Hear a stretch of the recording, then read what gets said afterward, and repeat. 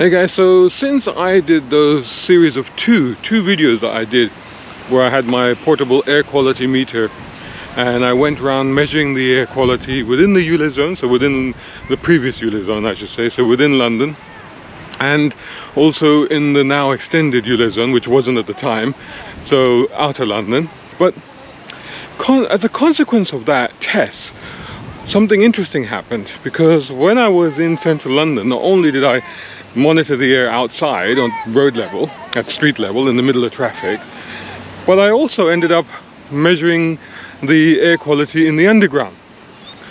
And while I was expecting it to be bad, it turned out to be much worse than I thought, and actually quite shocking, and became a real topic of conversation. That conversation has continued, and because it continued, I wanted to try and find more information, more data regarding what is the issue with air quality in the London Underground system, in the tube network. And been hunting a while, and I finally found a report, a 2020 report that was funded by the National Institute for Health Protection Research Unit, and that makes for some interesting reading. In addition to that, something has just happened now. Two London Underground workers, two tube workers, have just turned whistleblower and revealed some quite devastating information to Howard Cox, who is standing for the mayoral election next year. So what does this report say, and what do the two whistleblowers say?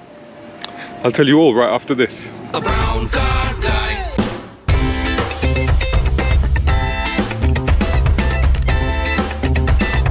Brown card guy. Right then, so let's look at the report first of all. So this is a report that came out in January 2020 by the Environment International. It was published by Science Direct, and they were looking at things like the PM 2.5, so the particulate emissions on the underground. And highlights of the report included the fact that PM 2.5 concentrations on the London Underground are higher than the ambient and other subway systems. So it kind of reinforces what I found. Dust is generated by the wear of train components and resuspended by passing trains. So what they're saying there is that the dust comes from like the tracks and the braking systems and what have you of the trains, and then it's thrown up into the air by the back and forth of the actual trains themselves. Variability is caused by the ventilation rates and is highest in long underground sections. So where the longest tunnels are, apparently that's where it is worse. Despite the London Underground handling an average of 2.8 million passenger journeys per day, the characteristics and potential health effects of the elevated concentrations of metal-rich 2.5 found in the subway system are not well understood. This is what the report says, and note that it says metal-rich 2.5. So 2.5 particles, just to remind everybody, particulate emissions consist of PM 2.5 and PM 10. PM 2.5 are considered the most dangerous because they are small enough to get into your lungs, into your bloodstream, and cause all kinds of health issues. I'm going to jump straight to because it went into a lot of data, a lot of research, as these reports tend to do. So I'm going to jump straight to the conclusion of, well, what did the report find? Concentrations of PM 2.5 on the London Underground were many times greater than in other London transport environments, and greater than on any other subway system in the world. This is what the report says. So basically ours is the worst compared to anywhere in the world. And the high concentrations experienced in the London Underground were most probably due to age, depth, tunnel distance, and limited ventilation. This was confirmed by the relationship between depth and air quality. However, there were clear influences relating to the distance between the measuring point and the nearest overground section of line. Total PM 2.5 mass was found to vary between lines and locations, so actually different in different places. The lines with the lowest meridian recorded concentration was the district line, just 4 micrograms per meter cubed, or cubic meter I should say, up to about 32 micrograms per cubic meters, where values can be lower than those measured at ambient London background. However, the highest median concentration was recorded on the Victoria line, and there was 361 micrograms per cubic meter, or up to 381 micrograms per cubic meter, and up to a maximum that they found was 885 micrograms per cubic meter. And even if you take the medium, the 381, we're talking about 16 times higher than roadside measurement. So the whole discussion, people say 16 times, 18 times more in the underground than it is at roadside. It's true. It's proven by this report, and this report was from back in 2020. The PM 2.5 sampled. What is it? What is it made up of? What are the actual components? We've already said that they could be metallic. What actually is in them? The PM 2.5 sample comprised of 47% iron oxide, 7% elemental carbon, 11% organic carbon, so organic matter, dead skin, dead animal skin, and other stuff you don't want to think about, and 14% metallic and mineral oxides. And they say broadly in agreement with other subway systems around the world. So this is actually, they have found similar proportions of emissions in other subway systems. Of course, we just have it more than anywhere else. The unusual composition of underground PM 2.5 and its airborne concentrations implies a need for studies to investigate potential effects on health, of which there are few. Those published to date, so they're talking about the surveys that have already been published, those published to date are exclusively in networks with markedly lower PM 2.5 concentrations than those found in London, and tend to use a smaller sample size and relatively healthy subjects. So what they're saying is that the few reports that have been done so far and this is why it's so hard to actually find any data and stuff, and it took me a while to even find this report. The ones that have been done in places where the sample size was small, the emissions were less, and the subjects that they looked at were relatively healthy. So how can this be addressed? What can be done to fix it? So they do actually make some recommendations.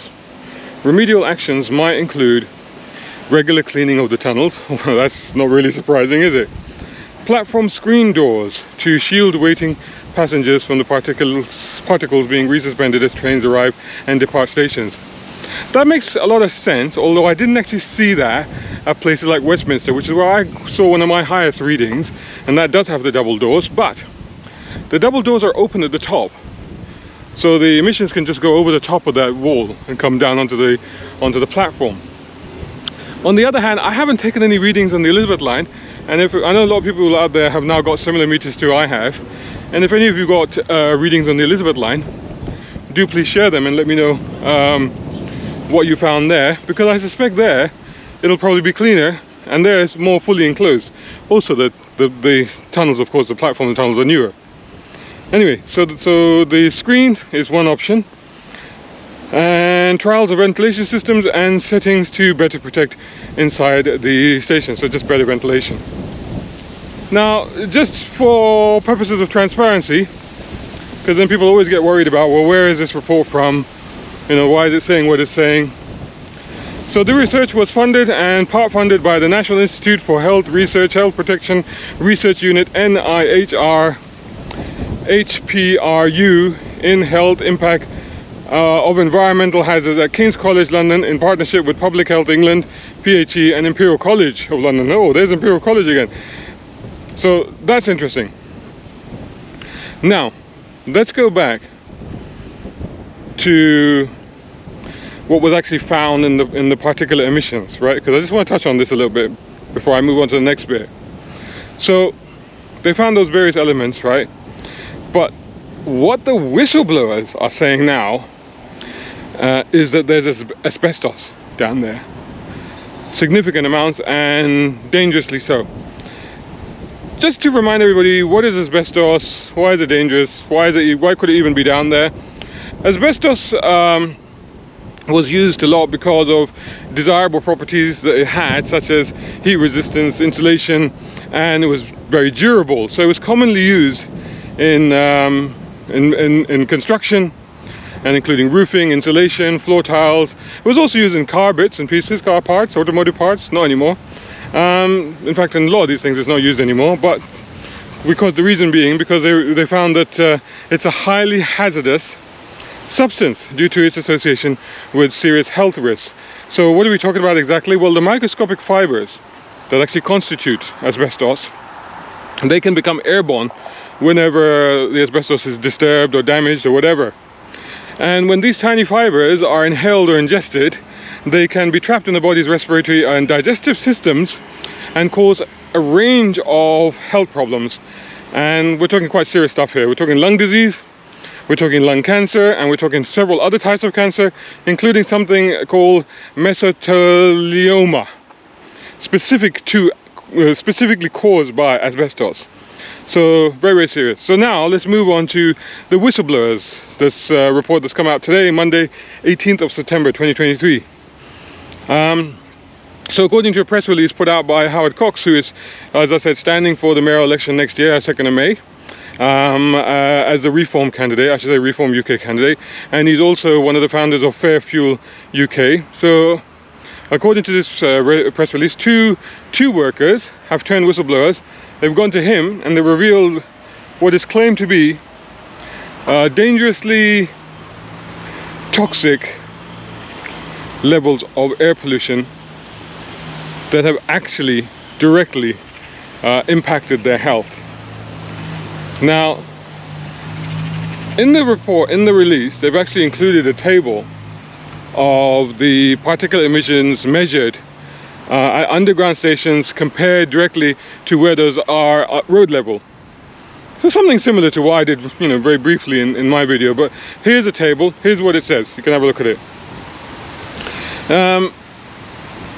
The people in question, and I'm really hesitating to mention their names, but because these are apparently the real names, these are the real people. This is what Howard Cox has said. These guys, Mickey Steeds and Rob Donnan, they've been trying to alert their bosses, and by bosses I mean the TfL, right up to the chair of TfL, which of course is Sadiq Khan, the mayor of London. He is appointed himself as chair of TfL, and they say they've been trying to talk to these guys and tell them about what's going on for 5 years now. Now, they worked, well I say they worked, but apparently, sadly, Mickey's employment has actually been terminated, and Rob is on medical leave. But anyway, they worked, I should say, on the vents team. So what do? Well, the vents team job is to remove dust from within the London Underground network for air quality and fire regulation adherence. So their job is actually to remove all of this dust and all the elements that are creating the toxic air situation inside the London Underground network. Their job is actually to remove that. Now, apparently what they've said is every time that they pointed out that their substandard protective equipment and working conditions did not protect them from the hazardous dust that they were being asked to remove, and that it contained many carcinogens such as, including of course asbestos and arsenic, they were dismissed as troublemakers and threatened with the sack. And of course it appears that has happened in one of the cases. So this is Mickey Steeds and Rob Donnan, have made the difficult decision to expose TfL, the ORR, the RMT union, and the Mayor Sadiq Khan for allowing dangerous illegal practices to occur and continue without public scrutiny. Simply put, I'm still quoting, there is a continued cover-up by the Mayor and TfL regarding dangerous working and travelling conditions in the underground network. I continue to quote, the toll on our health has been impacted over the years, but the company TfL have put efforts into discrediting and covering up investigations. Rob says, I have been suffering from severe health issues suspected of being caused by the extreme levels of dust exposure. And he included a letter, in the press release, he included a letter from his doctor. And I'll just read the first part of the letter, but you'll see, I'll put it on screen. The doctor says, as you are aware, Mr. Donnan has been suffering with ongoing recurring eye, ear and skin issues and has had many tests and treatments. I think the high levels of dust and airborne particles he is exposed to on a daily basis while working in ventilation fan shafts, etc., being a possible cause or irritant to his issues, particularly as it improves, i.e. his conditions improve, when he is not exposed to high levels for a long period of time. So basically, when he doesn't do his job for a while, his situation improves. So hopefully, Rob, you're feeling much better now, or at least a little bit better now that you're on medical leave. In the press release, the whistleblowers talk about getting the substandard equipment, both in terms of masks and stuff, which are supposed to directly protect them. So equipment is directly protecting them. I'm going to carry on. It started raining quite a lot. I'll carry on. Hey ho, it rains. So the substandard equipment, both actually, no, I'm going to just shelter under a bus stop for a bit. So they're talking about substandard equipment, both in terms of the mask and the equipment that they get to wear to protect them directly, but also in terms of things like the equipment that they use to do the cleaning, such as the vacuum cleaners. And they talk about the fact that the vacuum cleaners actually have leaks in them. So some of the dust that they've sucked up is actually leaking back out through those, and it goes onto the tube network, and they're claiming that it would then obviously then affect the passengers as well. In fact, the claim that they make, and listen to this carefully, this is extraordinary. The claim that they make: for the previous 4 years, we have been actively disturbing asbestos without any asbestos survey report taking place, which is a legal requirement. And they go on, filters had been cleared out and equipment dragged through public spaces, public areas, for all those years after cleaning asbestos fibers. Our overalls were worn in public areas and shops and in vehicles.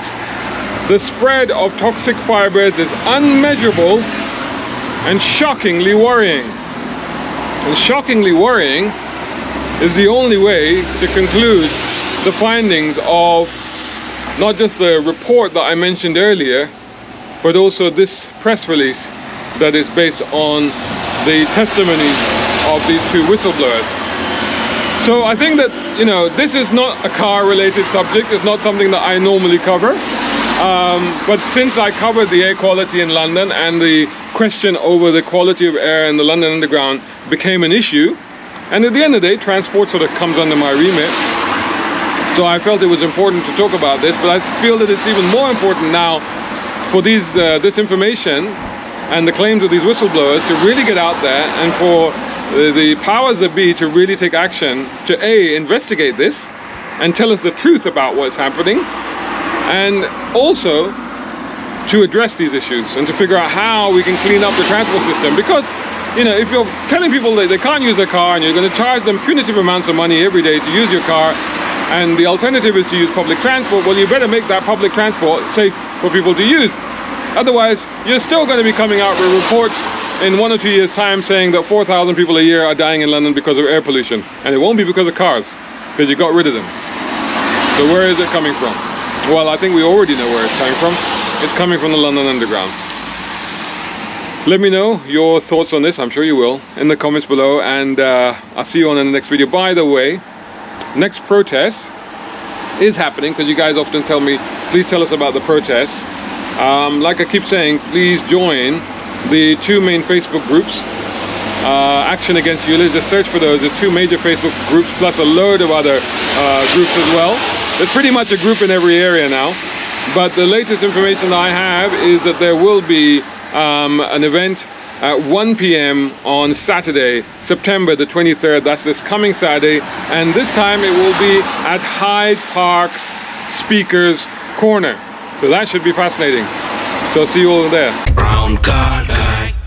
Hope you enjoyed that video. If you did, please hit the like button and share this video as well if you can. And while you're at it, check out these guys who also sponsor my content. I am deeply grateful to them because it helps me to buy new equipment, put fuel in the cars, and yes, buy a cup of coffee. You can do the same. Just go here or right here on YouTube. Just hit these three little dots down here and click on thanks. Make sure you're signed in first. My content is free, but this is how you can help me keep it that way. I may even send you a gift. Oh, by the way, watch this next.